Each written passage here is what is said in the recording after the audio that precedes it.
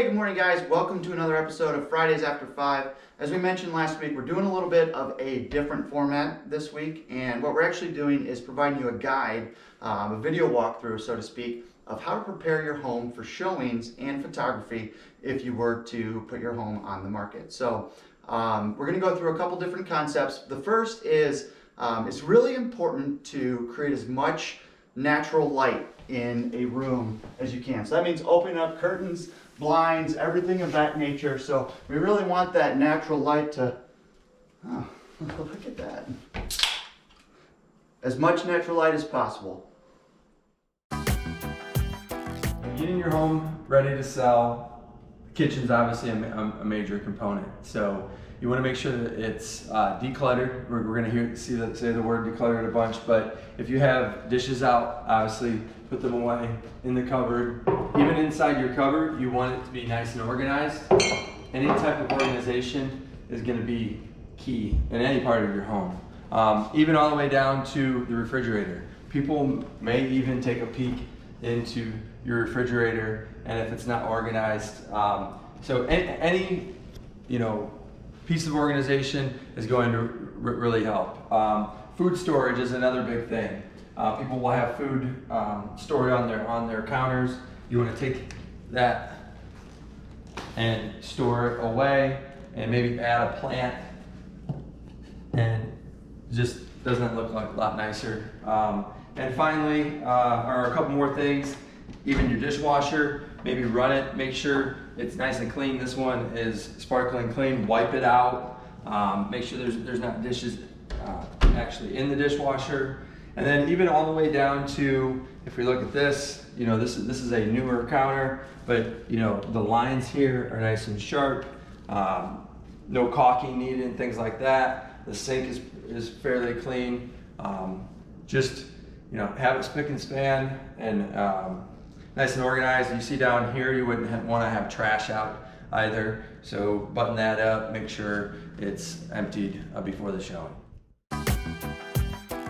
All right guys, let's go ahead and talk about the bedroom. So similar to what we saw in the kitchen, we do want to have that nice, orderly, clean surface area. So any end tables, go ahead and clean anything off of those that might just distract people. So books and things like that are fine, little decorations, but any like cords, wrappers, things of that nature, just go ahead and remove all that and put it away. If you do have tables with lights on them, go ahead and turn those on. We want as much light in here as possible, which also means opening windows and things of that nature. But bed should be made. Any decorative pillows, my wife has way too many.